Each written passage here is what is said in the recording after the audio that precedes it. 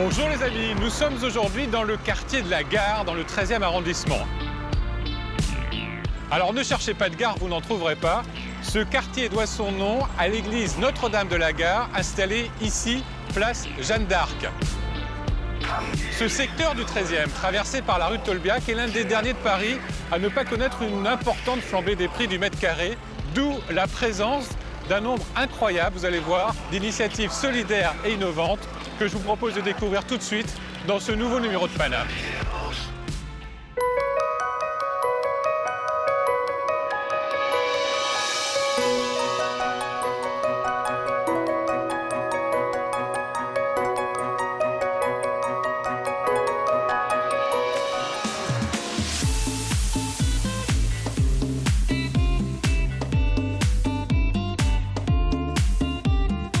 Cette semaine dans Paname, Yvan nous fait découvrir un lieu pour se défouler. La journée a été difficile? Pas de souci. Le remède est de venir lancer des haches. Au Canada, c'est un vrai sport. C'est une discipline, il y a des tournois, il y a beaucoup de choses. Yvan se rendra ensuite dans un atelier d'artistes. Retrouvez Jean-Marc qui nous emporte avec lui dans son univers artistique. C'est comme dans un jet calligraphique, on ne maîtrise pas tout. Frédéric Gersal nous fait ensuite découvrir la Cité Refuge, conçue dans les années 30 par Le Corbusier pour l'armée du salut. Il a été volontairement placé là, voulu pour faire le bien autour de lui. C'est un cœur de pierre, mais qui n'en est pas un, si vous voulez. Yvan retrouve Hakim, qui dirige l'une des deux seules écoles parisiennes de DJ, pour y prendre un cours. Tout le monde peut être DJ, mais tout le monde ne peut pas être bon DJ. Oh, j'ai scratch. C'est dingue. Mais tout de suite, Yvan retrouve Domitil, qui est à la tête de 2 boulangeries d'insertion, puis avec Vincent, qui va lui apprendre à faire du pain.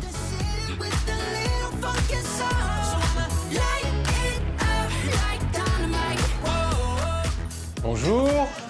Bonjour, Comme ça sent bon ici, ça sent bon le bon pain. bienvenue chez Farinez-vous. Merci. Ça, c'est la production du matin? Oui, tout à fait.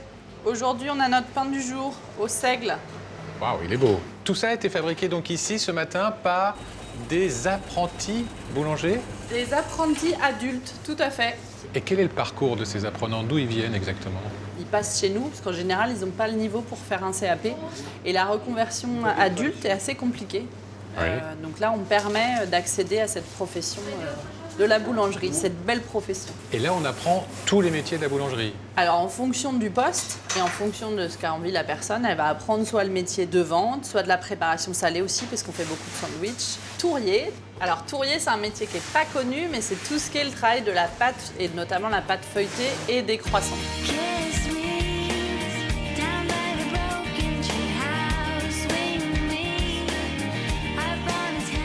Donc ce bon croissant, c'est un tourrier qui l'a fait. Oui, tout à fait. Et toi, tu es à l'origine de ces 2 boulangeries, de Ouais. des centres de formation boulangère. Tout à fait.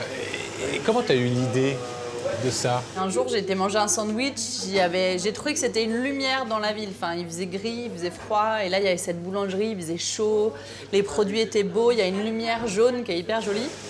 Sauf que j'ai pas pu le manger sur place, j'ai dû le manger dans le bus. Et dans le bus, je me suis dit, mais Eureka, en fait, c'est ça qu'il faut faire, c'est une boulangerie d'insertion. Et donc, on a été la première de France à avoir le label entreprise d'insertion, tout en étant boulangerie artisanale. Là, on a toutes les merveilles de la maison. Qu'est-ce qu'on a précisément? Alors là, on va avoir de la brioche au levain. On a nos cookies avec un peu de sel de Guérande qui sont pas mal, mais assez classiques, mais très bons. Là, on va avoir 2 pains, donc le pain de seigle et le pain noisette raisin. Et la tradition, je crois que tu vas aller en façonner une. Tu vas voir d'accord. comment on travaille Ok. la tradition. Derrière? Voilà, il y a Vincent qui t'attend. Ok, j'emmène le croissant quand même. Je t'en prie. Prends le train. Merci.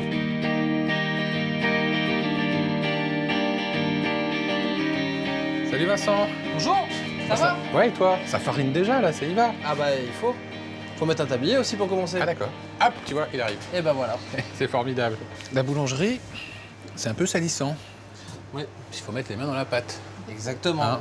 Qu'est-ce que tu fais là? Je façonne des baguettes de tradition française. Ça veut dire que c'est pétri sur place, façonné sur place et cuit sur place. Et c'est ce qu'on apprend dans ce centre de formation. Exactement. Et c'est toi qui formes les apprentis boulangers. Tout à fait. La boulangerie, c'est un savoir-faire, c'est un savoir-vivre, un savoir-être aussi, puisque c'est un métier qui est assez exigeant, puisqu'il faut se lever très tôt. Mais oui. Il faut accepter de travailler les week-ends, les jours fériés, la période de Noël, c'est des choses un petit peu compliquées. Et c'est vrai que c'est un métier qui nourrit dans les deux sens du terme, qui se fait aussi bien quand on a faim que l'esprit, puisqu'on travaille de ses mains et c'est très enrichissant. Ouais, alors moi, voilà, tu vas me tester. Parce que On peut toujours essayer. on peut toujours essayer. Alors qu'est-ce que je peux faire Eh ben, déjà? on va Apprendre façonner. au moins un geste. Voilà, on rabat une fois. Ouais. Pour donner la forme de la baguette, on rabat une deuxième fois.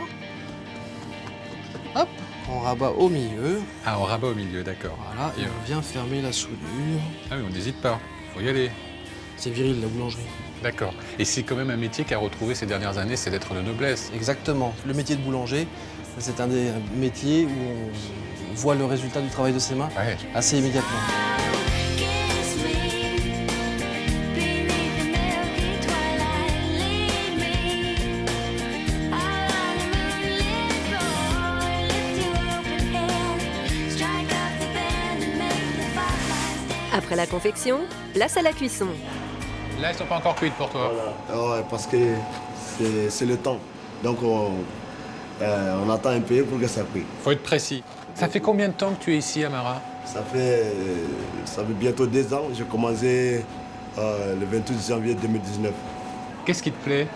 Bon, là, d'abord, c'est comme la restauration.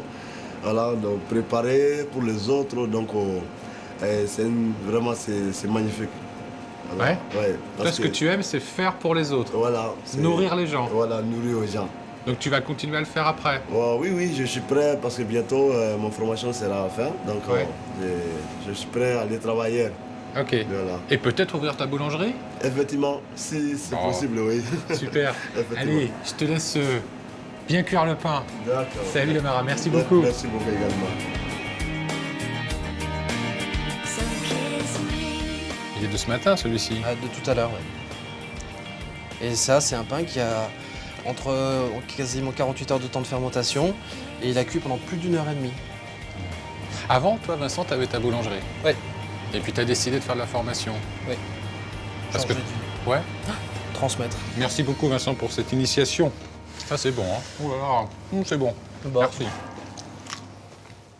You want me, I want you, baby. My sugar boo, I'm levitating. The Milky Way, we're renegading. Yeah. I got you, moonlight, you're my star. Il suffit à Yvan de faire une centaine de mètres jusqu'à l'école K-School, une des 2 seules écoles de DJ à Paris. Yvan y retrouve Hakim.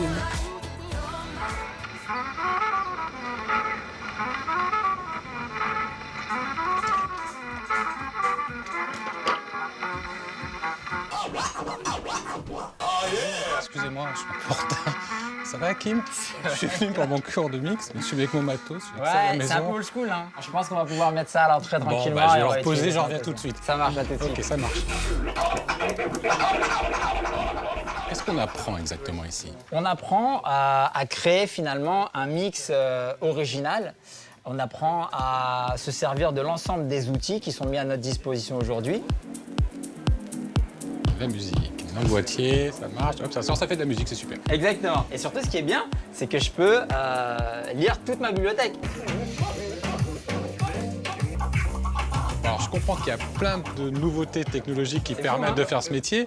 Après, ça s'apprend quand même. Il y a les techniques de base, il y a des Bien- choses qu'il faut. bien sûr. Faut En une fait- oreille déjà, faut. Alors ça se travaille, il y a tout qui se travaille. Après, comme je dis, tout le monde peut être DJ, mais tout le monde ne peut pas être bon DJ. Moi, je serais sans doute pas un bon DJ, mais je veux bien essayer. Mais bien Est-ce que sûr. tu peux m'apprendre quelque chose Avec déjà? grand plaisir. Il faut comprendre qu'il y a une pulsation, d'accord? Cette pulsation, c'est ce qui va nous permettre d'identifier la vitesse du morceau en question, d'accord? Donc si je mets 2 morceaux au hasard, ce qui se passe, c'est que déjà, il faut identifier si les 2 morceaux ont la même vitesse. Et puis là, t'entends qu'il est un peu plus lent, celui-là. Il est un peu plus lent, Donc ouais. on va l'accélérer. 1, 2, 3, 4, 1, 2, 3. Ouais, c'est pas mal. Pas mal. Pas mal. Après, il faut quand même rattraper, parce que la musique, c'est précis. Donc du coup, quand il y a un micro-décalage, ça s'entend. Qu'est-ce qu'on a fait là précisément? On a mixé, c'est ça? Là, voilà, on a fait ce qu'on appelle un enchaînement de base, un fondu enchaîné. Est-ce qu'il faut connaître la musique pour être un bon DJ? C'est un plus, mais honnêtement, moi j'ai commencé à mixer, j'avais aucune notion de solfège, j'avais aucune notion de structure rythmique, je comprenais certaines choses un peu instinctivement et naturellement. Lorsque l'on a créé donc, tous les modules, il a fallu finalement détailler, expliquer et surtout poser des noms, des termes précis. Alors là, qu'est-ce qu'ils font les élèves exactement? Là, en fait, ils ont commencé leur formation il y a 1 semaine et demie, donc c'est tout frais. Ils partent pour 10 mois et donc au cours de ces 10 mois, en fait, ils vont apprendre à créer une bande-son continue, dynamique, harmonique, cohérente et s'adapter surtout à tout type de contexte. Et à la frontière, il vaut mieux que tu baisses ton gain, éventuellement tu gaises. Et d'ailleurs, c'est ce que tu feras également quand tu seras en soirée. Quand tu seras en presta, tu augmentes ton gain, d'accord? Quand tu es effectivement très bas, Bonjour. Bonjour. Qu'est-ce que tu écoutes comme musique là? Qu'est-ce que tu mixes? J'écoute I Wasn't Me de Shaggy. Ouais. Et je tente de le mixer avec un autre son qui n'a rien à voir, qui s'appelle Bye Bye Macadam. Déjà, quand tu étais jeune, tu avais déjà envie de ça? Tu mixais déjà? Et ça t'amusait? quand j'étais jeune, et je le suis toujours, j'étais danseuse professionnelle. T'étais danseuse professionnelle? Ouais, je le donc suis t'aimais. toujours. Je me dis, c'est la suite logique des événements. Là, en tant que danseur, on travaille avec la musique tous les jours, donc ça me paraissait Ouais. logique d'apprendre à jouer avec la musique elle-même. Oui, parce que c'est un Voilà. monde assez vaste quand même, le monde de la DJ. Comment on dit? DJ quoi? donc du DJ, Le monde du des DJing. Voilà. Ah oui, non, d'accord. DJ, on pense toujours boîte de nuit, festival ou mariage. On leur apprend que finalement, un DJ peut intervenir dans n'importe quelle finalement, situation où il y a de la musique. Événements privés, donc bar mitzvah, mariage, anniversaire, etc. Des comités d'entreprise. Et puis aussi, il y a tous les à côté avec, ça peut être des lancements de produits, ça peut être des défilés de mode, ça peut être finalement, il y a nos limites. Oh, j'ai scratché. C'est dingue.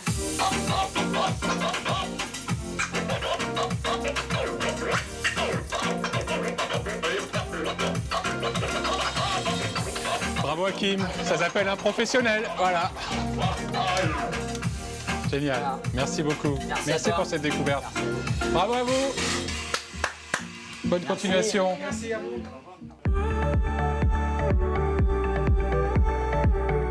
Avec sa façade rouge, jaune et bleue, le bâtiment se reconnaît de loin.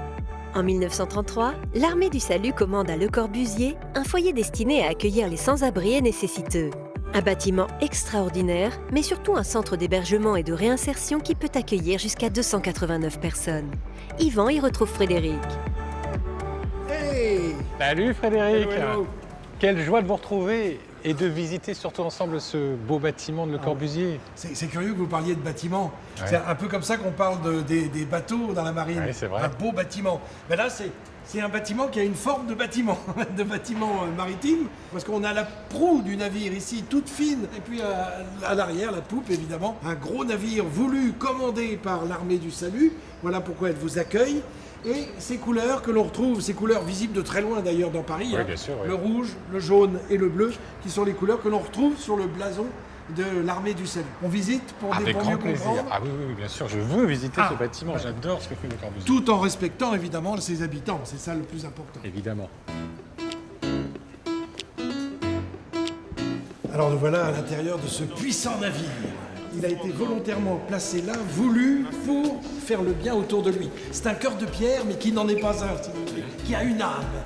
Et justement, ce lieu a été confié dans la conception, la fabrication, l'architecture à Le Corbusier, on le disait tout à l'heure, personnage haut en couleur, Oui. absolument incroyable. Alors d'abord, on va dire un mot sur ceux qui passent commande. Oui. C'est l'Armée du Salut, qui existe depuis 1865 très exactement, un pasteur britannique, William Booth, qui lance cet appel au secours. Il voit autour de lui toute cette misère, et ça, il ne le supporte pas, et pour combattre la misère, il faut une armée. Alors ça sera l'Armée du Salut. Alors voilà, cette Armée du Salut qui est née en Grande-Bretagne va traverser la Manche avec sa fille, Caroline Booth, et en 1929 décide de créer un navire amiral pour le salut de l'humanité. Et la finalité de ce bâtiment, c'était laquelle? Alors c'est bien de recevoir les plus démunis, les plus pauvres, pour avoir justement un lieu d'hébergement et un lieu où on puisse se retrouver avec une puissante architecture, hein, c'est-à-dire que c'est volontairement, on va accueillir beaucoup de monde parce que la demande est importante. Mais allez, montrez-moi à quoi ça Alors, ressemble. on y va, cette on va monter dans, non pas les étages, mais on parle ici de plan. Plan 1, plan 2. Ici, on est au plan 3 déjà. Mais je vous raconterai tout ça. Allez, venez voir.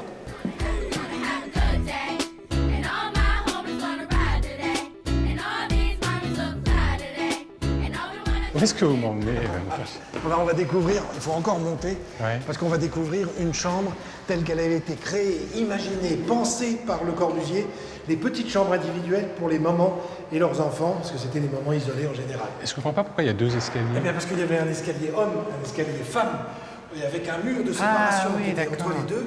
Donc on ne se voyait pas, on ne se croisait surtout pas. Je prends les hommes. Bah, aujourd'hui c'est mixte, non mais c'est mixte. Ah, d'accord, bah, C'est je pas... vois. Oui, bah c'est ça, c'est grave.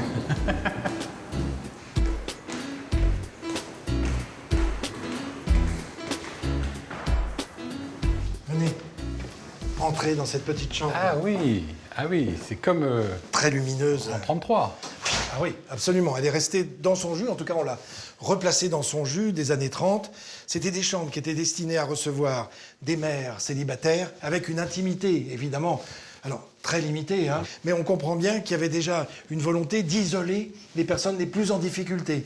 Et d'isoler pour permettre aux enfants aussi de se reposer auprès de leur maman. Tout le bâtiment est habité. Et c'est important d'avoir aussi l'âme de celles et ceux qui y sont passés. Ça se visite, je le dis juste pour celles et ceux qui voudraient y venir. Évidemment, il faut prendre rendez-vous. Et ça raconte aussi une époque. Et ça raconte une époque. Allez, on laisse se reposer. Oui. Bonsoir.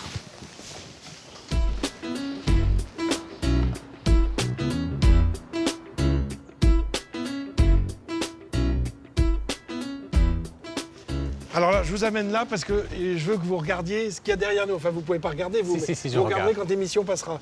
Ouais. Et on découvre alors la passerelle, on retrouve l'armée du salut, bien L'entrée, indiqué, oui. effectivement, le nom du refuge, et puis cet immeuble avec ses couleurs. Ouais. Et regardez avec attention, vous allez découvrir qu'au fur et à mesure que l'on monte, le bâtiment c'est rétrécit. rétréci. Oui, c'est vrai. Il s'affine dans les étages. Ouais. Alors, il faut vous dire que Le Corbusier il a déposé un permis de construire, mais il a commencé à construire avant d'avoir l'autorisation officielle. Donc les officiels sont venus voir, ils ont regardé, ils ont dit oui, d'accord, mais il avait déjà monté 2 étages. Ils ont dit mais attendez, mais vous n'êtes pas un peu trop près de tous les immeubles qui sont autour? Oh ben non, dit Le Corbusier, évidemment. ouais. Mais en fait, si, il était beaucoup trop près. Donc il a eu l'autorisation. Finalement, il a reçu ce papier officiel, mais il a dû, pour monter, D'accord. réduire, on dit officiellement, 7 cm par plan, c'est-à-dire par étage. D'accord. Donc d'où cet aspect de maigrichon du dernier étage. Oui, franchement, c'est quelque chose d'impressionnant. Je vous laisse. Oui, merci beaucoup, Frédéric. On dit au revoir. Eh ben, très bientôt. À bientôt. À une prochaine. Ouais. Don't show up, don't come out, don't start caring about me now. Walk away. Yvan retrouve Jean-Marc. Musique, peinture, lac oriental, calligraphie. C'est un plasticien touche-à-tout qui expose aux 4 coins du monde. C'est à sa spécialité de doreur ornemaniste que nous nous attacherons aujourd'hui. Jean-Marc va initier Yvan à la pose de la feuille d'or, sensible au moindre souffle. Salut, Jean-Marc. Salut Yvan, je t'attendais. Bienvenue. Merci. Je vais essayer de ne pas faire de courant d'air, hein, parce que là, on va travailler sur un matériau très sensible Tu vas au découvrir vent. ça. Alors, je vais te proposer des feuilles d'or jaune, des feuilles d'or blanc. Tu verras ce que tu as envie, parce que tu vas faire une création. Ah, les voilà, les fameuses feuilles d'or.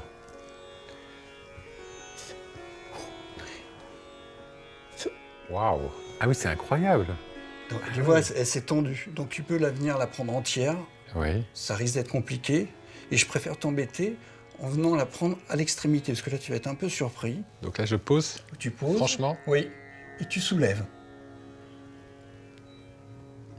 Bravo. Et là, tu viens la poser comme tu sens. Même si elle se casse, c'est pas grave. Hein. Voilà. Et là, je l'enlève comme Tu ça. poses, tu mets où tu as envie, hein, où tu sens. Oh, quel massacre. Non, mais ça va être très beau, tu vas voir. C'est hyper sensible. Il faut vraiment y aller avec amour. Hein. Ouais. Et tu viens je tapoter tape. plutôt par en haut, voilà. Tu viens tapoter, donc ça la fixe.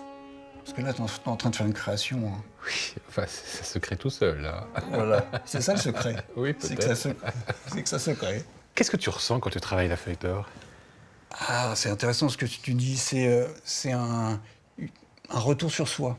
Comme c'est un matériau lumineux, il y a un rapport avec cette matière qui est à la fois lumineuse, à la fois hyper légère, parce que c'est micronien comme épaisseur. Et puis chaque pause va être différente, surtout dans la création, quoi. Parce que tu vas voir après, on va patiner, et elle nous propose des chemins. C'est comme dans la vie, quoi. Tu te promènes, et puis tu as un carrefour, et puis un endroit qui t'appelle, donc tu vas vers ça, parce que ça te ressemble quelque part. D'accord. Et parce que là, on maîtrise pas tout, hein, quand même. Hein. Ah non, c'est ça qui est bien. C'est comme dans un jet calligraphique, on maîtrise pas tout, quoi. C'est à la fois le conscient et l'inconscient qui se rencontrent. Ouais.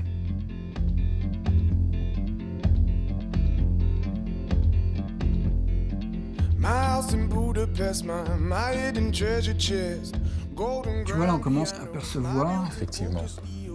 Effectivement. déjà la sous-couche. Ah oui, là, tu redessines. Je pressens des choses qui sont là, déjà. D'accord. Mais dans ces choses que je pressens, je viens prendre ce qui m'intéresse. Et je laisse le reste, quoi. Et alors, voilà ce que tu proposes, toi, ça. Oui, sur un tableau comme ça, où je pars d'une planche qui m'a parlé, voilà. Donc je l'ai gardé tel quel, avec toutes ces rainures, ces aspérités, ces creux, ces failles.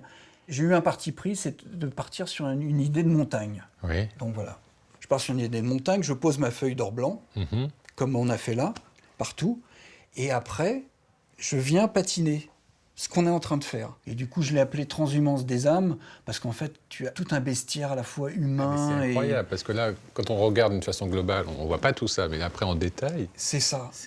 Il y a un personnage là, c'est incroyable. Et ça, c'est vraiment en regardant la feuille d'or que tu Voilà. as revu tout ça. Voilà, comme tu fais là, doucement, je les ai fait apparaître, et à chaque fois, c'est comme si la feuille et le support attendaient ça. Et c'est le côté magique de la feuille d'or.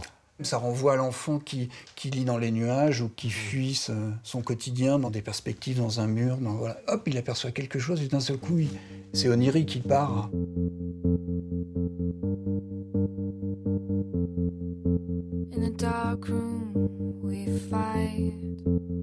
Et qu'est-ce qui deviennent tous ces objets après? Alors, normalement, ils sont destinés à être vendus dans des expositions ou à travers des galeries. Mais moi, j'ai choisi maintenant, aussi par la force des choses, en travaillant avec une équipe de décorateurs, de les proposer pour des logements, pour s'insérer dans une décoration intérieure. C'est magnifique. Merci beaucoup, Jean-Marc. Merci pour cette découverte.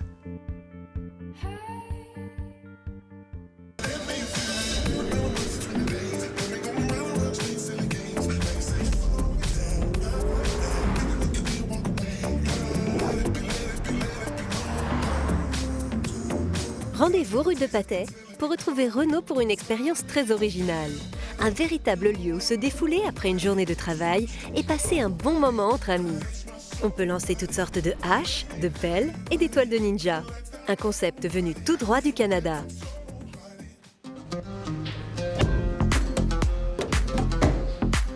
Ah ouais. Ah oui, facile. Facile. Salut Renaud. Bonjour. Qu'est-ce que c'est que cet endroit? Alors, on est à Wyness, dans le 13e arrondissement, donc il y a un centre de lancer de haches parisien. Ça vient d'où, ça? Ça vient du Canada principalement, Amérique du Nord. Et après, c'est vrai que le mouvement s'est un peu amplifié, est venu en Europe, est venu un petit peu partout. Maintenant, on en retrouve en France, on en retrouve en Angleterre, on en retrouve en Espagne. Donc c'est vrai que c'est devenu un phénomène un petit peu mondial. Mais au Canada, c'est un vrai sport. Au Canada, c'est un vrai sport. C'est une discipline, il y a des tournois, il y a beaucoup de choses. Il n'y a pas de championnat en France. Il y a des championnats Ah, si. de lancer de hache. Il y en a. De lancer, d'accord. Exactement. Et toi, tu en fais partie? On n'en fait pas partie. Nous, c'est vrai qu'on est vraiment là pour le divertissement. Alors, comment ça fonctionne? T'as des haches? Exactement. Donc on va avoir 3 tailles différentes. Ouais. Donc on va aller vers de la plus petite, Ouais. la moyenne à la plus petite, elle est là. grande. Exactement. Mhm.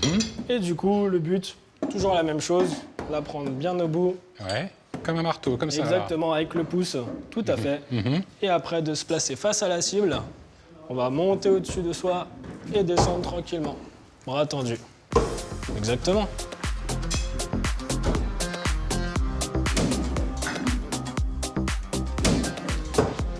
Un peu plus de Un force. peu plus de force. En fait, le but, c'est déjà de se détendre. Exactement. Le but, ça. c'est de passer un bon moment avec ses amis, avec ses collègues, que ce soit après le travail, le week-end. Ah.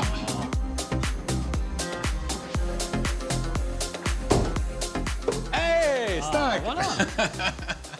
Qui sont les publics qui viennent chez toi? Donc on a un public qui vient souvent à partir de 17h, 18h à la fin du travail. Plutôt que d'aller au bar, on passe d'abord 1 heure chez nous et après on va boire un coup, c'est mieux. Il y a une législation particulière autour de ce Il n'y a genre pas de d'activité? législation autour de cette pratique. D'accord, on est un peu dans une zone d'ombre, mais c'est un peu à nous de mettre en place une sorte de législation. Donc justement, à travers les règles de sécurité, les démonstrations, l'encadrement. Voilà, exactement. Voilà! C'est top. C'est vrai que ça fait du bien après une bonne journée de boulot. Ça défoule. D'ailleurs, on va se quitter chez toi, Renaud. Très bien. Ici, dans ton, comment on appelle ça? Wildness Center? Ouais, centre de lancer de hache. Centre de lancer de hache. J'espère que vous avez passé une bonne journée avec nous. On a fait une grande balade dans ce quartier de la Gare. Vous pouvez évidemment revoir cette émission sur notre site internet francetv.fr.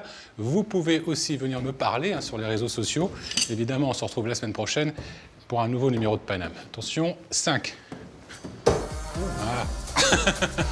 Donc, Wildness première, émission 164. 164.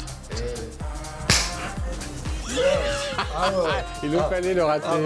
Et ceci était pas mal. Hein. Sinon, tu vas me dire c'est trop facile.